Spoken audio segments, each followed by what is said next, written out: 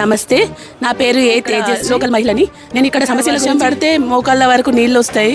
అట్లాంటి సమస్యలు చాలా. ఫోన్ కాల్ చేస్తే చాలు మన ఇంటి ముందు వాలిపోతాడు. నా పేరు ఎడ్ల ప్రసన్న కుమార్. 32 డివిజన్ ఓటర్ ఏరియాలో ప్రజలు ఎవరైనా చనిపోయినా బాత్రూమ్ ఫెసిలిటీస్ ఏరియాలో ఒక్కటి కూడా డెవలప్మెంట్ అనేది బీజేపీతోనే సాధ్యమైంది అనుకుంటున్నాం. కనకలక్ష్మి వారిని బీజేపీ అభ్యర్థి, ఆమెను గెలిపించుకుంటే ఇక్కడ అనిల్ అని యూత్ యాక్టివ్ ఉండి ఫస్ట్ నుంచి ఇక్కడ ఆయన కూడా ఇంతకుముందు అభ్యర్థిలాగా బీజేపీ నుంచి చేసినోడు కాబట్టి ఆయన ప్రతి ఒక్క ప్రాబ్లంకి ఆయన అందుబాటులో. నా పేరు రజిత, మాది 52 డివిజన్. కొన్ని సంవత్సరాలుగా టీఆర్ఎస్ ప్రభుత్వాన్ని మేము గెలిపించినాం. ఒక 15 సంవత్సరాల నుంచి నాకు ఒంటరి మహిళ పింఛన్ కూడా రాలేదు. ఎన్నోసార్లు వెళ్ళినా కూడా నాకు ఎన్నిసార్లు అప్లై చేసినా కూడా ఇప్పటివరకు రాలేదు. మా ఇంట్లోకి వాటర్ వచ్చినప్పుడు అలా వర్షాకాలం అన్ని సాయం అందలేదు. ఇన్ని సంవత్సరాల నుంచి ఏ ప్రభుత్వం అయినా మాకు సాయం చేస్తుందని ఎదురు చూస్తున్నాం. కనకలక్ష్మి గారికి అవకాశం వాళ్ళకి ఇచ్చి చూద్దాం. కొన్ని ప్రభుత్వాల వారికి కొన్ని సంవత్సరాల జిల్లా కార్పొరేషన్ పరిధిలో 52వ డివిజన్లో బీజేపీ అభ్యర్థిగా నేదునూరి కనకలక్ష్మి అనిల్ వారితో ఉన్నాము. అనిల్ అన్న నమస్తే. నమస్తే అన్న. నా ప్రచారం ఎట్లా కొనసాగుతుంది? సమయం కూడా దగ్గరికి వచ్చింది. ప్రచారం చాలా బాగా కొనసాగుతుంది అన్న. గడప గడపకు వెళ్తున్నామన్న. గడప గడపకు వెళ్ళి అందరూ ఆశీర్వాదం తీసుకుంటున్నాం. అందరూ మాకు ఈసారి అవకాశం ఇస్తాం. అభివృద్ధి గత పాలన చూస్తే వాళ్ళ దగ్గర అభివృద్ధి ఏం లేదు. ఇప్పుడు బీజేపీకి అవకాశం ఇచ్చి అభివృద్ధి చేయించుకుంటాం. వాళ్ళకు కూడా తెలియాలి, ఒక అభివృద్ధి చేయించుకుంటామని. సపోర్ట్గా ఉన్నారు బీజేపీకి అంటారు. అంటే గతంలో మీరు పోటీ చేశారా? పోయినసారి పోటీ చేశానన్న. ఎట్లా ఎన్ని ఓట్లు వచ్చినాయి? పోయినసారి నాకు 500 వచ్చినాయి అన్న. టీఆర్ఎస్కి 800 వచ్చినాయి అన్న. 250 ఓట్స్తో తేడాతో ఓడిపోయినానన్న. దాదాపుగా ఇంతకాలంలో డివిజన్ వాసులకి ఏదైనా సమస్యలపై మీరు స్పందించారా? అన్న నా పనే అదన్న. నేను ప్రజలకు సేవ చేసుడే అన్న. నేను ప్రజలతోనే ఉంటా, ప్రజలకు స్పందిస్తూ ఉంటా. ఈ డివిజన్లో ఏదైనా ఏమైనా ముందు ఉండేది నేనే అన్న. నేనే పని చేసుకున్నాడు. ఇది వచ్చిందని దానికోసం పోరాడేది కూడా నేనే అన్న. మా డివిజన్లో ప్రతి ఒక్క దాని మీద స్పందిస్తా అన్న. ప్రతి ఒక్క దాని కోసం పోరాడతా, ప్రతి ఒక్క దాని కోసం కొట్లాడతా అన్న. అందుకే యువ నాయకుడిగా గుర్తించి మీకు టికెట్ ఇచ్చినట్టున్నాడు బండి సంజయ్ గారు. సో ఇది ఇంకా అంటే ఈ డివిజన్లో మీరు ఏం సమస్యలు అని గుర్తించారు? అన్న డివిజన్లో చాలా సమస్యలు ఉన్నాయన్న. రోడ్స్ బాగాలేవు, శానిటరీ బాగాలేదు, శ్మశాన వాటిక కాడ వాళ్ళకి సౌకర్యాలు లేవు, స్నానాలు చేయడం కానీ అది ఏది సౌకర్యాలు లేవు. చాలా ఇబ్బందులు పడుతున్నారు. చాలా ఇబ్బంది పడుతున్నారు.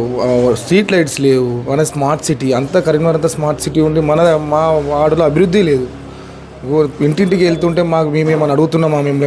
మేమేం అడుగుతలేము. మేము అడిగేది ఏంది? మాకు రోడ్స్, స్ట్రీట్ లైట్స్ ఇవే అడుగుతున్నాం. మేమేం అడుగుతున్నాం, కనీసం ఇది కూడా చేస్తలేరు. సరే సార్ మీకు చేస్తాము అని ప్రజల నుంచి చాలా బాగా స్పందన ఉందన్న.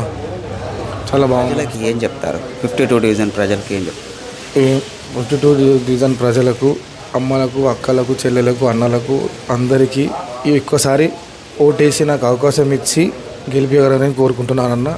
నేను అభివృద్ధి చేస్తానని వాళ్ళకు మాటిస్తున్నానన్న. వాళ్ళ కోసమే కష్టపడతానన్న. డివిజన్ కోసం కష్టపడతాను. మీ మేనిఫెస్టో చెప్పండి అన్న. మీ మేనిఫెస్టో ఏంటి? ఏ అంశాలపై ముందుకు వెళ్తున్నారు అన్న? కరీంనగర్ స్మార్ట్ సిటీ ఫండ్స్ ఉన్నాయన్న. ఇప్పుడు ఏది ఉన్నా స్మార్ట్ సిటీ నుంచి వస్తాయన్న. మనం డివిజన్ డెవలప్ చేసుకున్నాం. స్మార్ట్ సిటీ ఫండ్స్ డైరెక్ట్ వచ్చాక డివిజన్ డెవలప్ చేసుకుందామని చేస్తున్నాను.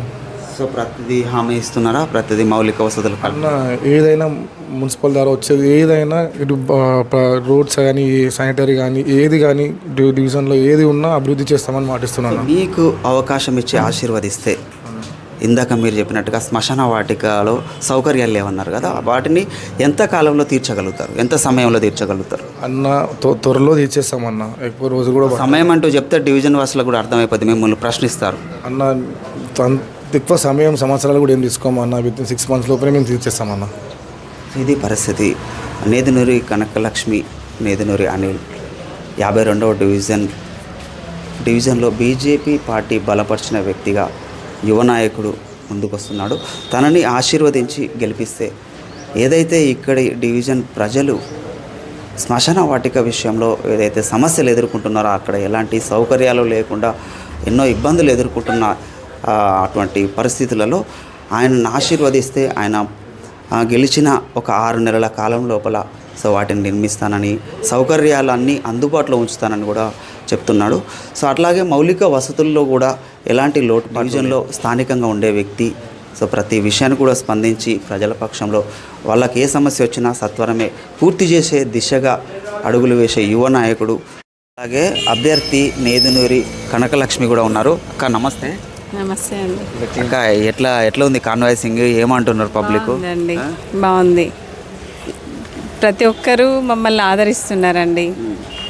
వాళ్ళ ప్రాబ్లమ్స్ చెప్తే మేము కంపల్సరీ విన్ అయితే కంపల్సరీ ఆ ప్రామిస్లన్నీ చేస్తారా? నెరవేరుస్తామండి. ఇంకా మీరు ఏ ఎజెండాతో ముందుకు వెళ్తున్నారా?